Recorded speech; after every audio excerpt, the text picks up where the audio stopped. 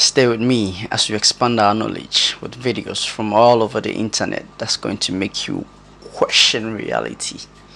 Let's just start. Are you guys ready for this? Sure. Because this is going to make you feel some type of way. Okay. I'm good. So in 1955, in Syria, there was a 1955. family of 5, a mother and a father and 3 daughters, who decided to flee the country, flee Syria, and head to America. Now, the father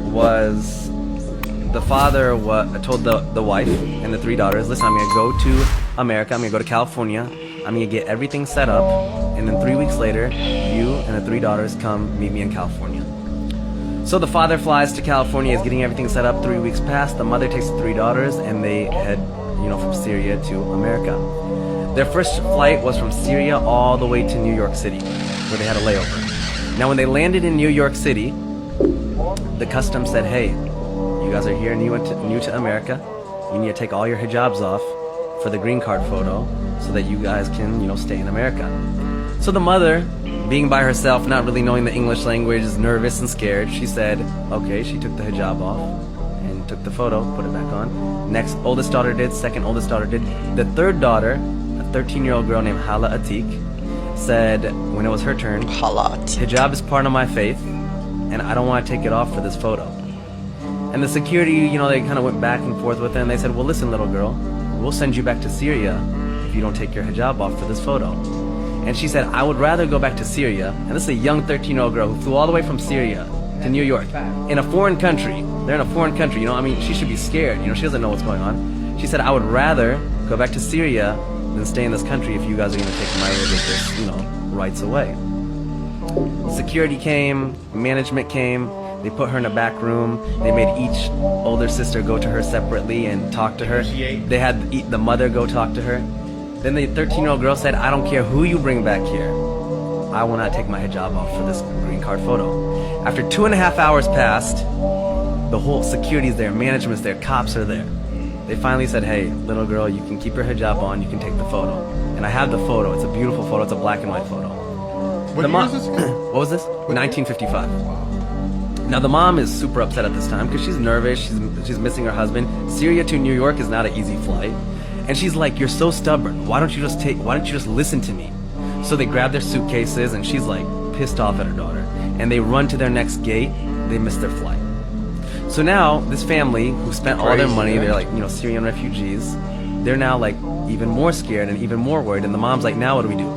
They go to United Airlines, they talk to them, they negotiate, they're like, well, we can't do anything, you guys are making it difficult. Finally, they mutually agree that we'll put you on the next flight to California.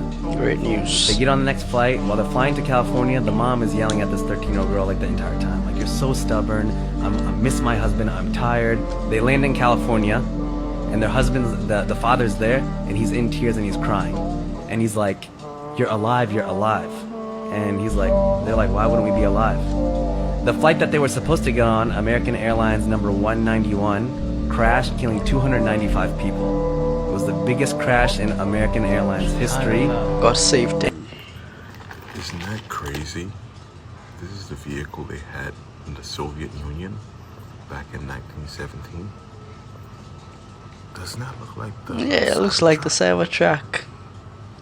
What if I told y'all they compared this man to Jesus Christ himself simply because of his amazing abilities? Now let's talk about Simeon Toko.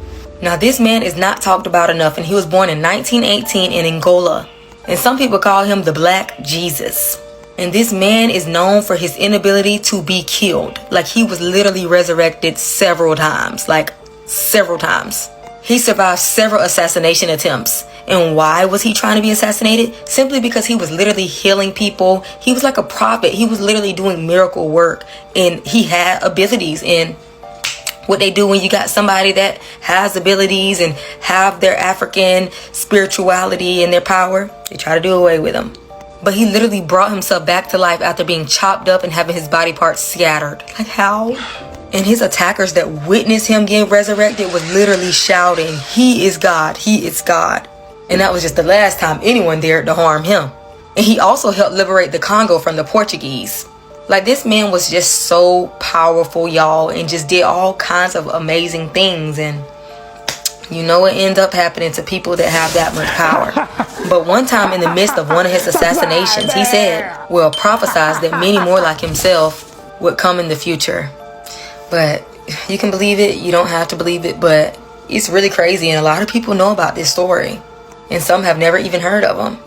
But just imagine bringing yourself back from the dead, not once, not twice, but multiple times. But let me know if y'all want to hear more about this man, because it's really hard to find like research on him. But let me know what y'all think in the comments as well.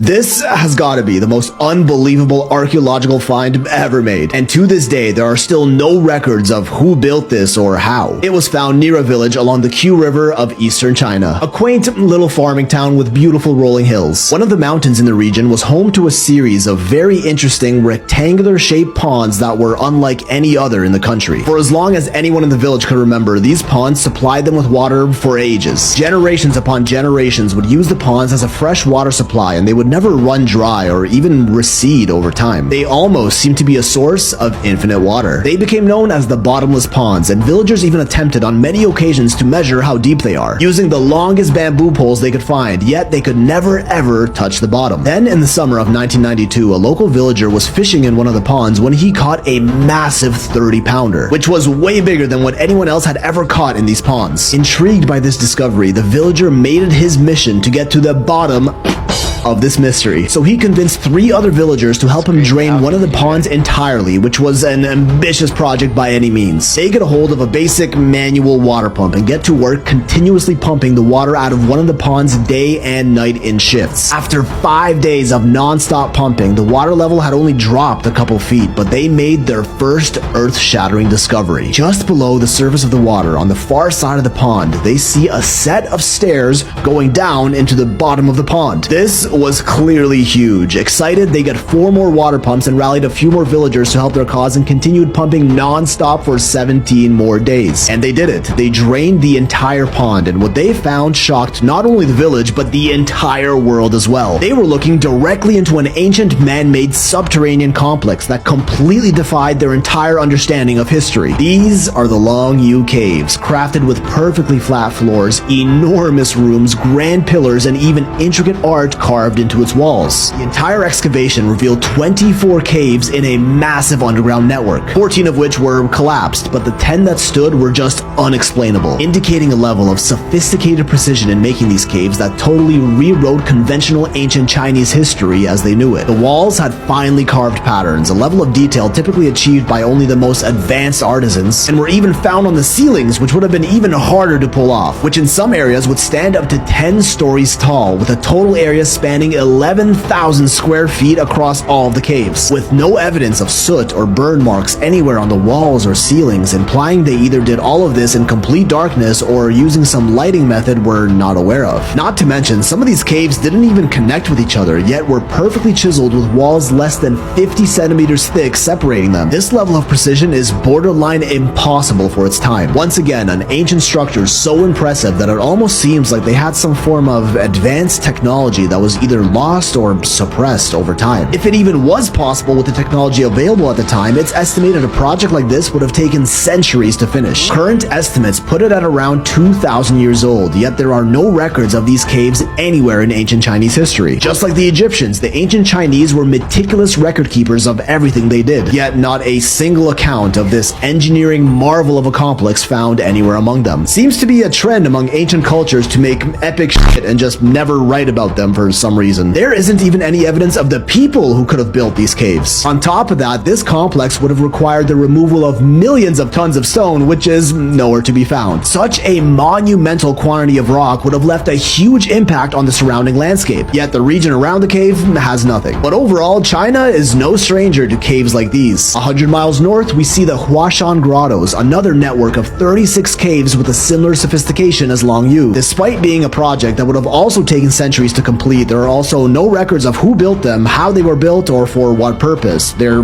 just there. And just as mysteriously, the millions of tons of rock removed from this subterranean network are nowhere to be found. Maybe they were transported and used in other projects, like the mythical Great White Pyramid they so closely guard. Same with the Guyaju Caves, China's largest cliff-dwelling complex composed of 117 caves. Discovered in 1984, sprawling over 25 acres, more than 1 million square feet. These are made out of granite, which we know is very hard and very difficult to carve, so we can't even begin to imagine how they did any of this. All of these caves lack significant datable archaeological evidence, and have very few, if any, historical records of their construction. Isn't it kind of weird that a civilization known for its meticulous record keeping has no surviving records of arguably its most impressive feats? We really have no idea how old any of these are. Common estimates putting them around 2,000 years old, but we really have no way of accurately dating rocks. And it doesn't end with caves. Ancient China is home to some of the most amazing understudied monuments in the world, like the impressive Haijin City Fortress, carved directly into the side of a mountain gorge. An absolute marvel of ancient engineering, with an intricate network of tunnels and dwellings inside, all heavily eroded from time. And of course, the centerpiece massive 30-foot entrance carved into the canyon wall, which would have clearly been difficult to make. This fortress once again has very little historic records to show where it came from. The theory proposed by historians was that local farmers of the region with no knowledge of stonework constructed this fortress to protect themselves against bandits. Yeah, and others will probably try to convince you it was naturally formed. I mean, if this isn't clear evidence of some lost civilization, I don't know what is. Well, what if it isn't a lost civilization because they actually found it? In 1986, construction workers near the city of Guanghan accidentally discovered 2 pits filled with thousands of artifacts that belong to a civilization that we have absolutely no record of other than these relics, totaling around 13,000 artifacts of gold and bronze statues, figurines, masks, some even made out of jade, others up to 5 feet wide and 9 feet tall, which became known as the Sanshin-Dui people, who featured distinct large eyes and big ears that kinda...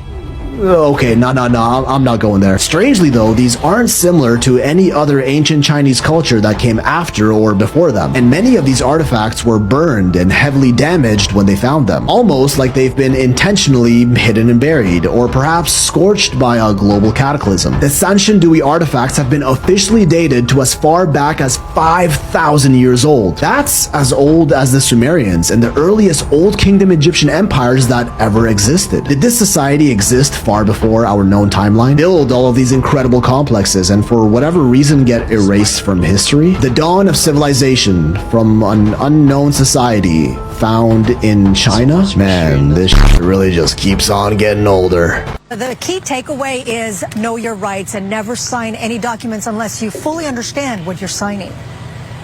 It's really important that we get the word out so other people don't fall into this trap. It's a viral TikTok video with 2.5 million views. A woman says her niece, a nursing student with a green card, was deported upon returning to LAX from Laos. And Customs stopped her and took her green card, cut the corner off of it, put her in a room with like 3 other people, and told one of the people in that room that if you have been a green card holder for less than 2 years and you leave the United States, they won't let you back in, and they take away your green card. Yeah, that's unlawful.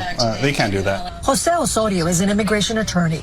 He doesn't know what happened in that case, but he explains that people with green cards can typically travel abroad for up to 180 days without a problem.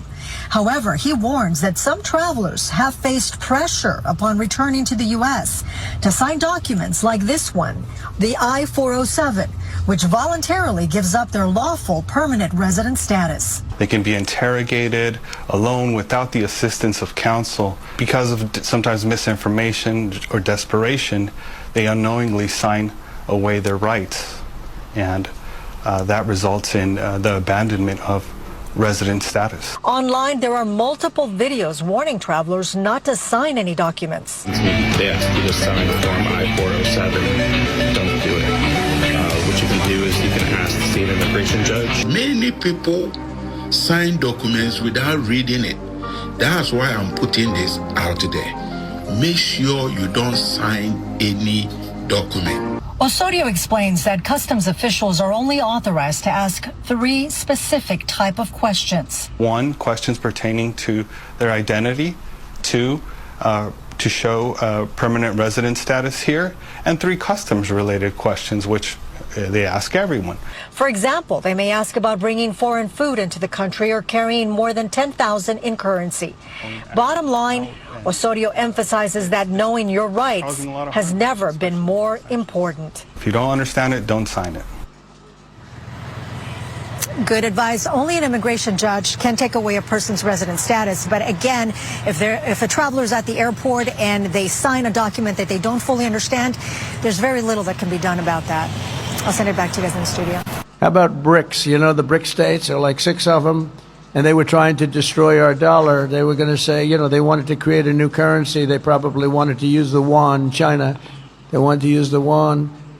And Biden said, well, this is a tough situation. There's not much we can do about that. We can't help that. I said, oh, we can help it. So when I came in, the first thing I said is any BRIC state that even mentions the destruction of the dollar will be charged a 150% tariff. And we don't want your goods. We don't want to partake. And the BRIC states just broke up. I don't know what the hell happened to them. We haven't heard from the BRIC states lately. But he said that wasn't much we could do about it. There was a lot. It took once, literally. They said, sir, what about the BRIC states? They're going to take over the dollar, the sanctity of the dollar. They're going to create a new currency to rule the world. I said, no, they're not. They said, yes, they are, sir. They said it. I said, no, they're not.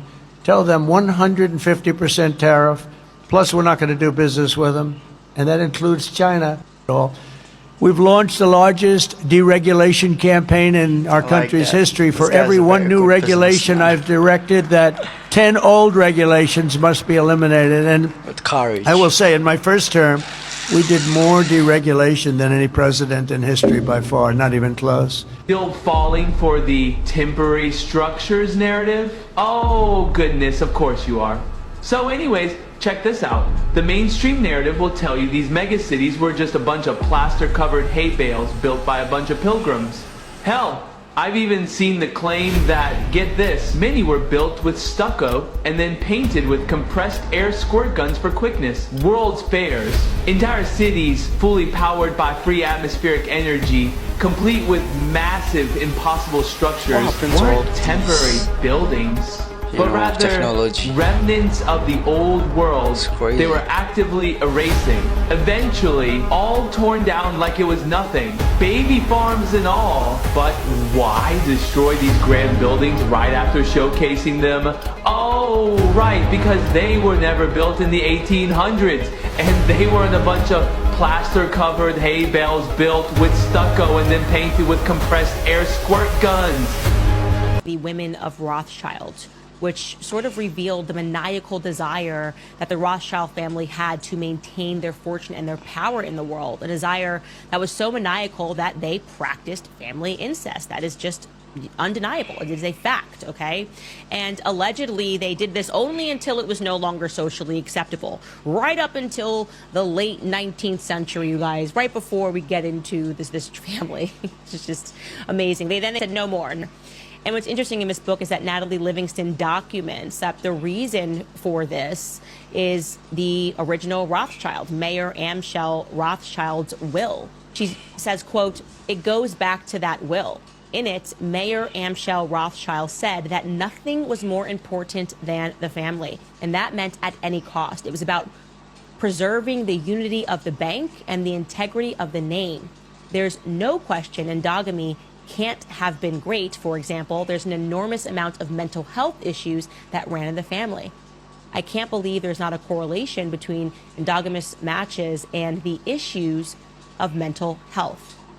She then even discusses how that mentality within the family was so strong that they believe that any woman who stepped outside of the family in terms of who she married was cursed.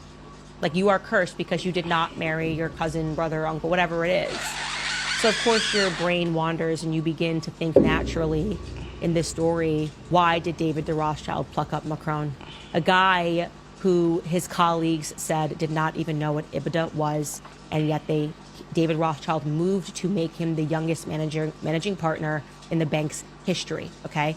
A bank's goal is to make profit. If you're a Rothschild, you care about making profit. Of course, if you care, especially in a maniacal sense, about making sure that your power is not lost in the world, the last thing you're going to do is pluck up some obscure guy who knows nothing and pull him through the ranks. You would only step outside of that obvious goal of wanting the bank to make money if there was something more important to money, and that would be power, right? And you would only do that if nepotism was going on, in my view. You're like, I'm pulling you through the ranks because you are related to me. And what matters more to me is that this bank and whatever it is that you do maintains within the family. You give someone a job not because they're qualified in that sense, but because they are your family member, right? How and why did David de Rothschild get so close to the Macron family of doctors and the Trogneux family of chocolatiers, right? How? What I can tell you, and again, we are now being purely speculative, is that my instinct has always been that if you were going to inbreed, a father-son relationship might actually be too close. I always felt that if it... Church folk don't like this, and I've said this and I've gone viral with this thing I'm about to say. There is no verse in scripture that tells you to build a relationship with God. It doesn't exist. Nobody can build with God. Your children cannot build a relationship with you. You have loved them before they were born. When they were still in their mother's womb, you loved them. You already started preparing their future for them. What do you guys they think became about this? conscious of you while you are still loving them. And as they're growing up, you still love them. So are they building with you, or are they just receiving your love? I see where you're going. So the problem with the church is they're trying to build with a God who they can't. He already loves you. Because remember, for me to build with you, it means that you bring 50% and I bring 50% and we develop a relationship. But God says, before you're in your mother's womb, I knew you. Because if I think I can build with God, it means that I think I'm on the same level with Him. Because we build with business partners. We partner with people. You can't partner with God. Luigi Mangione showed up in New York court today, and his fans filled up the entire court. They are showing this guy's support. This is a new photo, by the way, of Luigi Mangione wearing a bulletproof vest, interestingly enough. But check this out. It was just posted a few minutes ago, but you can kind of see the entire crowd waiting in there, and they had to bar them up. And this is what Buckley posted. Updated view of how many Luigi Mangione supporters showed up at the New York Criminal Court to show their support for Luigi Mangione's court appearance. Here's the video.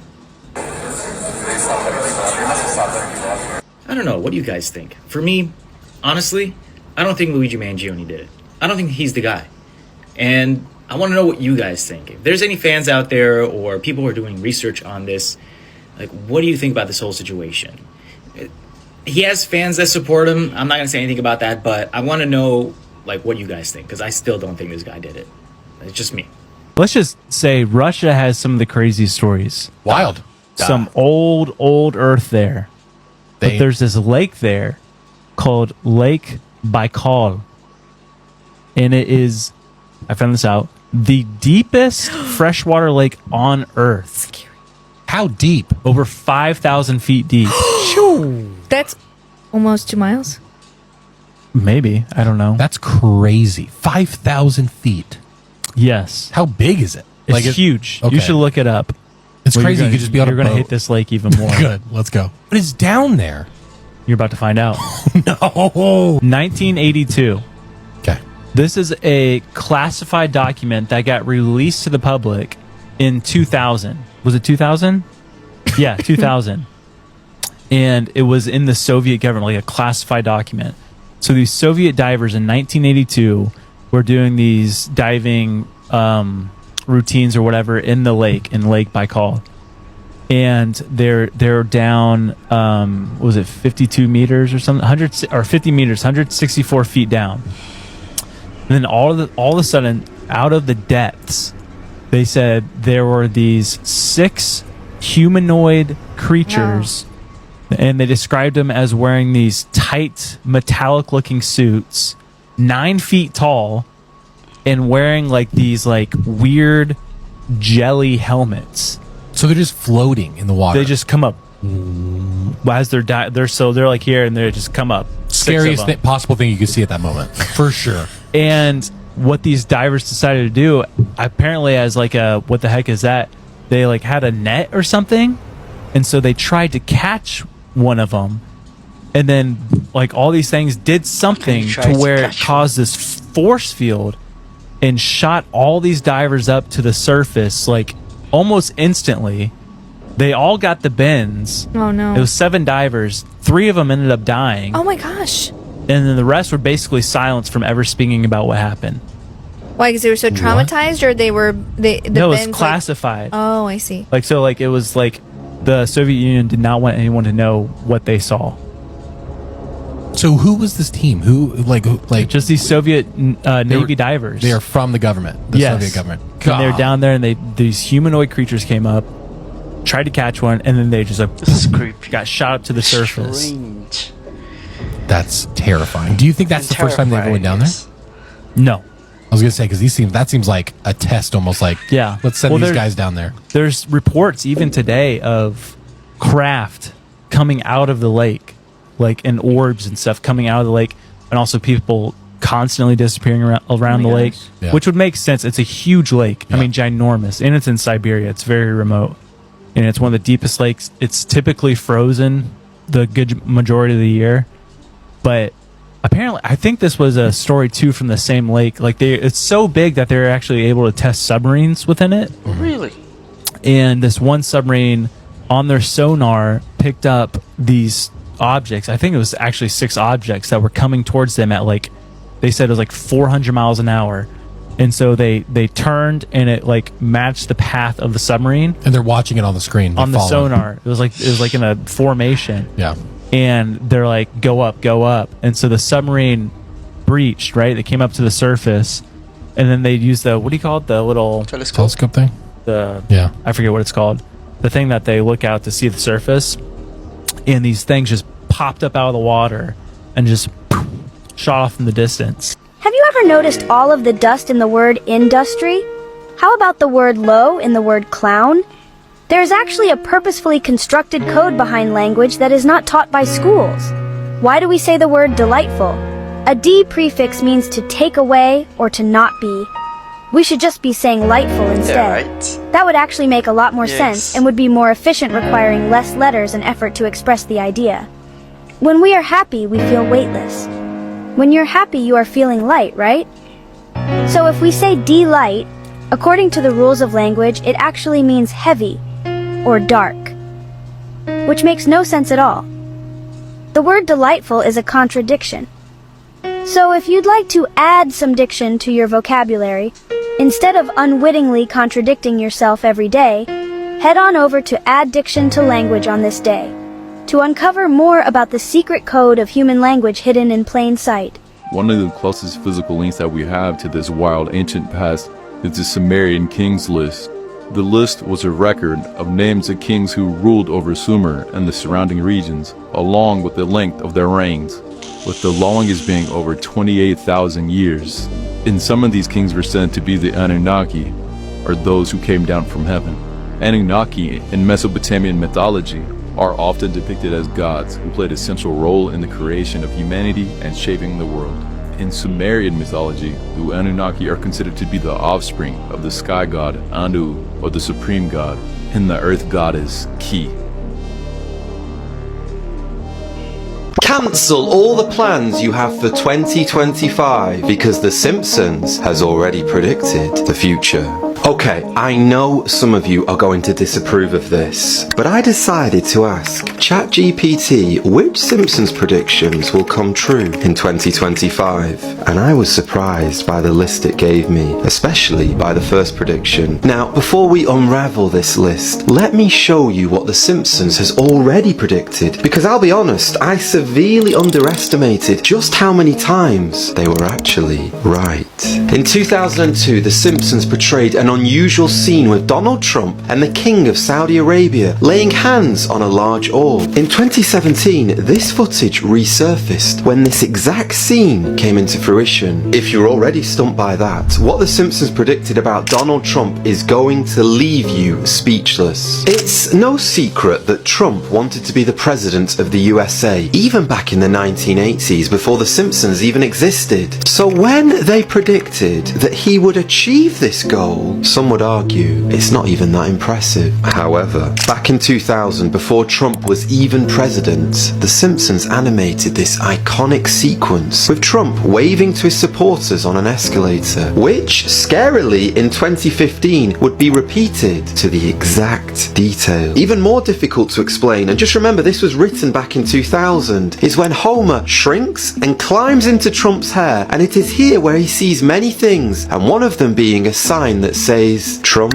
2024. 22 years later, on the 15th of November, as you know, Trump announced that he would be rerunning for president again in 2024. Okay, we might need the Trump surname later for when I show you the ChatGPT's predictions for 2025. But first, allow me to show you the other biggest coincidences between The Simpsons and real life. Have you ever heard of the God particle? Admittedly, I don't really like the title, but in an episode in 1998, Homer came up with the mathematical equation for the God particle on a blackboard. This is 14 years before physicists had even discovered it. Am I the only one who kind of thinks that adds a new layer to the phrase, you couldn't even write this stuff? It's official. Shakespeare was right.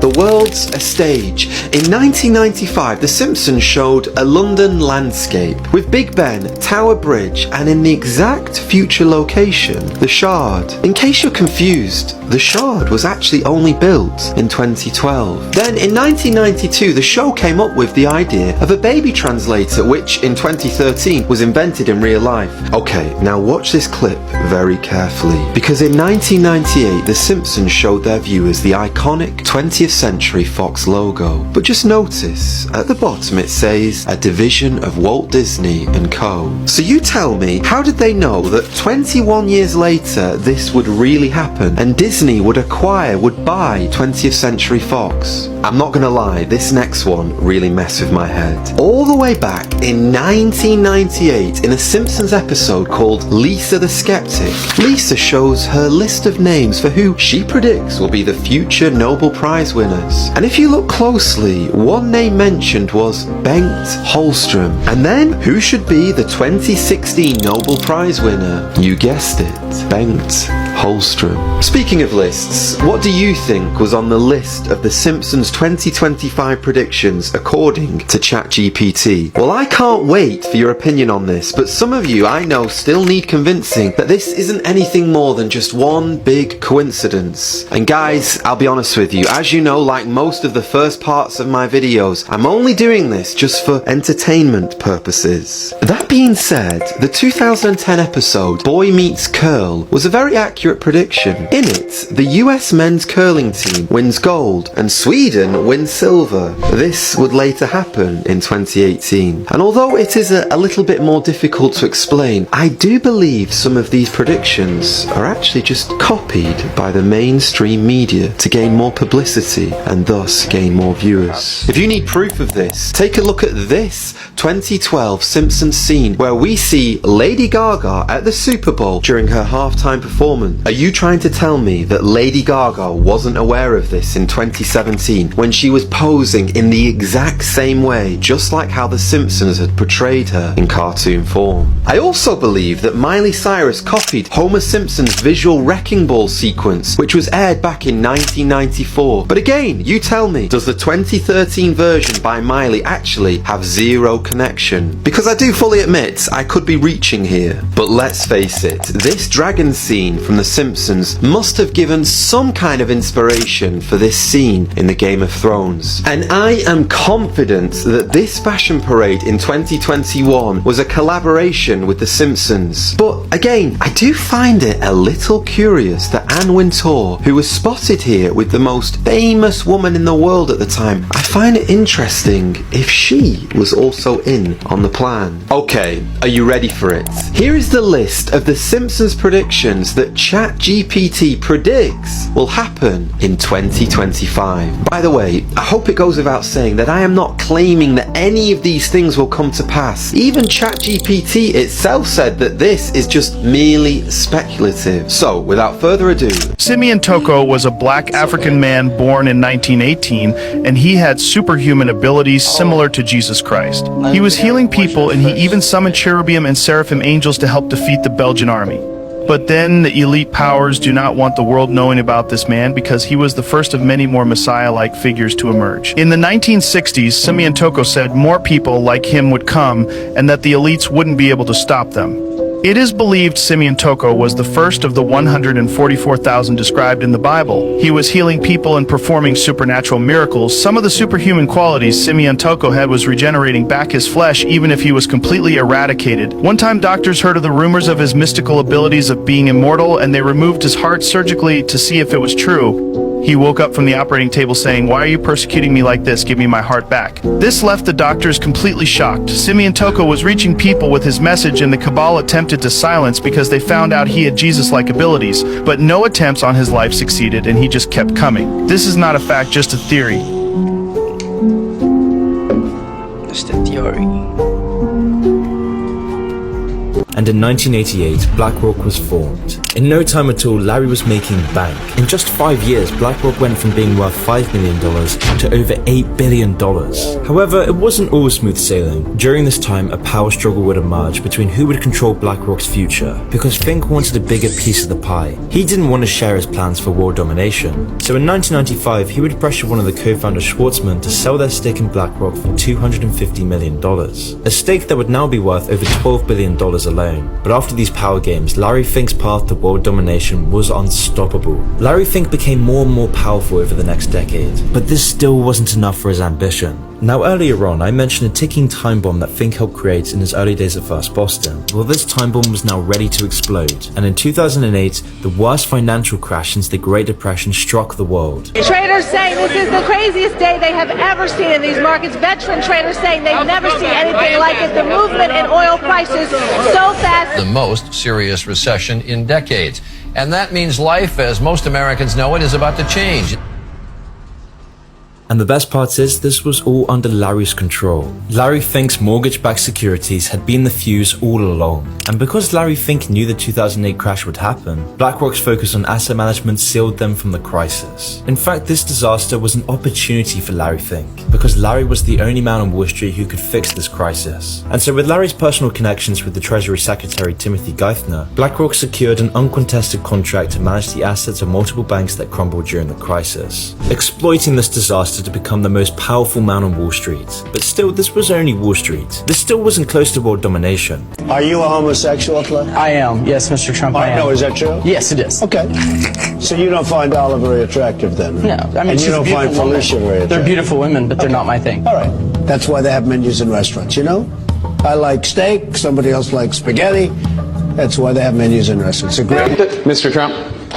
I never attacked him on his look, and believe me, there's plenty of subject matter right there. That I can tell you. It is, it's just awfully good that someone with the temperament of Donald Trump is not in charge of the law in our country. Yeah, because you'd be in jail. Secretary Clinton. I understand Maine. Is Maine here, the governor of Maine? Well, are you not going to comply with it? I'm complying with state and federal laws. We are the federal law.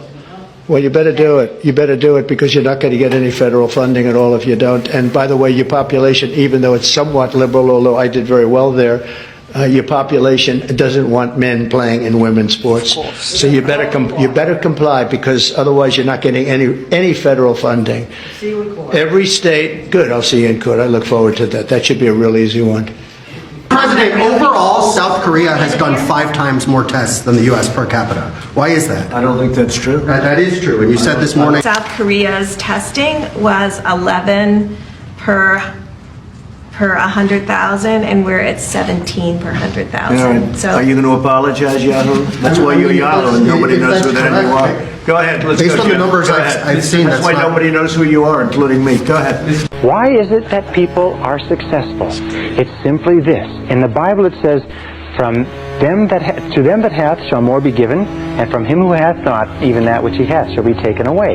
What it means is simply this: the rich get richer, the poor get poorer. Why? It's because the rich think about wealth and affluence all the time. And what do the poor think about? The poor think about lack, loss, and limitation, risk, danger, fear, failure all the time. So if you want to unlock your potential, if you want to go straight to the stars, you have to use the law of substitution to keep your mind on what you want. Use the law of concentration to dwell continually on the results you desire. Be solution-centered rather than problem-centered. Be goal-centered rather than loss-centered. And the law of subconscious activity will begin to adjust your words, your actions, your feelings, your emotions, and everything to the point where you will draw into your life the people and circumstances that will harmonize with it. Now, what's the most powerful thing you can do? It's very simply this, is success begins with taking purposeful, systematic control of the content of your conscious mind. Purposeful, systematic control of the content of your conscious mind. Everything comes back to the law of control as we... I like that, lock-in. You've been critical of Elon Musk. How do you feel about his involvement with the Doge? Well, I think that time will prove me correct. Time will always reveal someone's true character, and if you put that man in a position of power, his true character will be revealed. And let's just put it this way. He has all the money in this country. He's the wealthiest man in the country, and he wasted on rockets, man. Think about it, dude. He could actually help people with that money, but he don't give a about you. He's got all the money in the world to help you. It'd be a penny to him, and you would never have to work again. He don't give a shit about you, though. He wants to waste it on rockets and waste it on all these cars and stuff. And time will reveal the character of that man. And the more he gets under the spotlight, you can't fake it forever. His character will be revealed, and you mark my words, it will be seen that he is a rat bastard. And you know, if I had all that money, I would like to think I would help people more than he does. That's your opinion. In 1611, King James commissioned 48 translators. One of them is William Shakespeare. Now, William Shakespeare was 46 years old. Now, and he put his signature in the Bible. Now, if you want to find William Shakespeare's signature in the Bible, you go to Psalm 46. Because Shakespeare was 46 years old, and then you count 46 words from the top. You go down, you'll get shake. And then you go to the last part of that chapter, of that psalm. You count 46 words, you go up, you're going to get spear. Shakespeare. Because he wanted to put his signature in the Bible. So there's only one person who has a signature, King James. So the 48 translators wanted to put also their signatures. So he refused them. So because they were Freemasons, they were members of the secret society, they deal with coding and numerology and secret messaging. So that is how Shakespeare hid his signature in Psalm 46 behind 46 words, because he was 46 years old when he translated the English. So technology continues to advance at the rapid rate. The Robotics and AI Institute has developed the Ultra Mobility Vehicle, also known as a UMV, which is a self-balancing robotic bike that's capable of navigating challenging terrain and even jumping into high surfaces. Now, it's using AI to develop this thing called reinforcement learning, which is playing a key role in the ability for these robots to adapt to complex situations and perform better. Unlike regular self-balancing bikes, this UMV does not use a gyroscope for stability. Instead, it moves like a regular bicycle, and it steers with its front wheel while shifting a weighted top section up and down to maintain balance. The reinforcement learning allows it to learn movements that would be difficult to achieve with conventional control methods. Now, the only real challenge right now is riding in reverse or riding backwards, because that's really highly unstable right now, especially if it's on uneven ground. The rainwater touches the silica, and the silica turns to glue. Immediately, it makes everything stick together. Now, after the rain has come and gone, the sun comes out, and you feel it's kind of warm. It's going to heat things up, it's going to bake it hard. As that hardens up, this is when the wind introduces dry, loose sand from other areas. It overlaps the hard surface, and the whole process eventually repeats itself. You're going to get more rain, more sun, more wind. Thousands and thousands of times developed into rocks layer by layer. In this little demonstration, we're only going to repeat this process 3 times. And that's just because we have a limited supply of water. So after this 3rd layer, let's say we get heavier, stronger winds. Heavier winds amongst the region is not going to blow sand on top. Instead, it's going to start to blow sand away. As sand's being blown away, what is left behind is the structure of your stone. So we can come through and we can actually scoop this up off the earth. Wow. Okay? Just as if we had a rock. Now that you guys know how the rocks are made, I'm going to show you guys how the canyon was made. This canyon, guys, I told you, was carved by water, flash floods that come from heavy rains. And so, that's I'm mind give an blowing. example of a flash flood. High speed waters, tons of pressure. Had me jaw dropped. Carve its way down into the rock. Okay. Just like this. Now keep in mind, it was not one flood that carved this place out. It was thousands. It took place over the course of thousands and maybe millions of years. We don't even know the exact age of this place. Okay? All we can say is the age of the stone, approximately 190 million years old. 190 million. From the outside, you can't see much. All you see is this crack. But today on tour, you all witnessed. Sorry, we'll get some sand in your eyes. You all witnessed that everything is best seen from the inside looking out. So when you look at the walls, you should be able to see all the wavy, curvy line structure. So there you guys go. Hopefully that puts the puzzle pieces together. Now you guys all know how everything. Wow. Although Evelyn Rothschild looks like a harmless gray-haired old man, make no mistake about it, Rothschild and his ancestors have handpicked presidents, crashed stock markets, bankrupted nations, orchestrated wars, and sponsored the mass murder and impoverishment of millions. The wealth hoarded by this one family alone could feed, clothe, and shelter every human being on earth. Rothschilds is the head of the state. Within the city of London, there is a 1 mile square that is referred to as the city. This is the headquarters of the Jewish family Rothschild's banking dynasty that owns the money supplied to the central banks of almost every nation on earth. In November 1910, 7 of the world's richest Jewish men held a secret meeting on Jekyll Island just off the coast of Georgia to establish a central bank, which they called the Federal Reserve Bank. These men were Nelson Aldrich and Frank Wandel, both representing the Rockefeller financial empire. Andrew Davidson, Charles Norton, and Benjamin Strong representing J.P. Morgan, and Paul Warburg representing the Rothschild banking dynasty of Europe. There were some powerful men who made abundantly clear that they were not in favor of the Federal Reserve System. Their total wealth today would be worth nearly $11 billion. These were Benjamin Guggenheim, Isidor Straus, and Jacob Astor. Unfortunately, all of them were aboard Titanic when it sank into the depths of the sea. Oh, All okay. died that night. By April 1912, So it's all it positions in connects. the Federal Reserve Okay. had been eliminated. There's some connection with this December 23rd, that I'm trying to discover right now. after many senators and congressmen had left town for Christmas, the President Wilson signed a bill, and the privately owned Federal Reserve System came into being in the United States.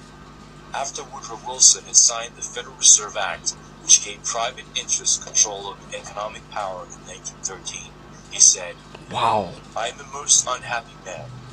I've unwittingly ruined my country. A great industrial nation is now controlled by its system of credit. Our system of credit is concentrated.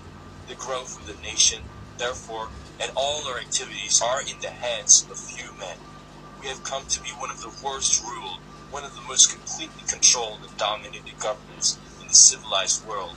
No longer a government by free opinion, no longer a government by conviction and the vote of the majority, but a government by the opinion and endurance of a small group of dominant men. Alright, so that's the Osiris Temple in Egypt layout right here. This is a computer chip. This is going to be another computer motherboard right here, and this is the Mayan pyramids in Mexico. That's because all these ancient civilizations were highly in tune with energy and they knew how to harness it. This lady's using a computer right here. Here she is again typing on it. This is a computer all day. All their temples are laid out like CPU hard drives and computer RAMs.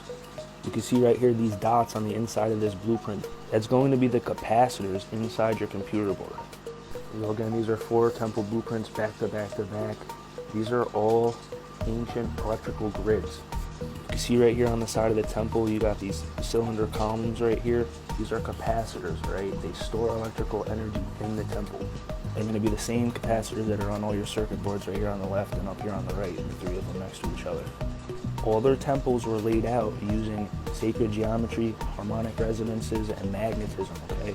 And they poured all these structures on site. They found the chemical formulas to match sandstone perfectly, and they were able to form these stone structures, mixing the mud right there on site. Every single one of the pillar columns that are inside the temple right there and on the outside of these walls act as integrated circuit chips, right? These are what the columns are. It's the support column right there on your temples. And look at this history of architecture right on the outside that formed that circuit right there. This is one of the articles in it. The pyramid right here lines up perfectly with a computer chip. Here's your computer chip for reference right here. Here's another ancient aerial view of a civilization. This was all lined up and laid out to allow the electrical flow to run through these cities through wireless, local telecommunications, whether it was through water, sound, electricity, magnetic fields. This is how they powered these cities. This is another temple in Egypt. The blueprints right below it. You can see the pillar columns are going to be those dots right there. The pillars are ionic pillars. They all will hold the charge. And that's why every single ancient structure is held up by pillars, and that's how they were powered. Each column contains quartz, and when this force is applied upon these pillars, it generates a voltage or electricity. This can be used to store information inside these pillars, the same way we store data inside quartz crystals. The empire is rotting. The world smells it. The dollar isn't king. Saudi Arabia is ditching the petrodollar. China and Russia are building alternative financial systems. The foundation of American dominance is cracking. Washington's threats don't hit like they used to. Once, a US sanction could bring a nation to its knees. Now, countries sidestep the dollar, trade in local currencies, and form new alliances. The global south isn't asking permission anymore. Africa is reclaiming its resources. Latin America is ejecting puppet leaders. Even US allies are looking for an exit. The war machine is bloated and broken, $1 trillion a year, and still can't buy victory. Soldiers cycle through endless deployments. Contractors get rich off failed wars. The whole world saw Iraq, Afghanistan, and Libya burn. America isn't feared, it's resented. The dollar's grip is slipping. In 2000, it held 71% of global reserves. Now, barely 55%. Central banks are hoarding gold. Sanctions don't crush economies anymore, they force them to adapt. American power was built on money, military, and media. All 3 are fading. The empire won't go quietly. It never does. Decline breeds desperation. Desperation breeds violence. What comes next won't be peaceful. And we've come to the end of the video. This was so interesting, and it was mostly about money, finances, and how the world was built, like the financial state of the world. So I mean, it was deep, and I had a revelation saying I heard I think somewhere that Titanic sank because of, you know, some powerful men in it, and you know, it was history, like it's blurry in my head, but then now I understand the reason why Titanic sank, you know, trading back to what the let's say the agreement or the meeting that took place before these men who rejected to be a part of that deal got on the Titanic ship and it sank. So this is crazy. I just discovered that, so yeah, it's amazing. And we've come to the end. Don't forget to like, comment, and subscribe, and also share with your friends, and also click on the notification bell icon so that any video that I post, you will be the first to get it. Adios amigos, and I'll catch you guys in my next video. Bye.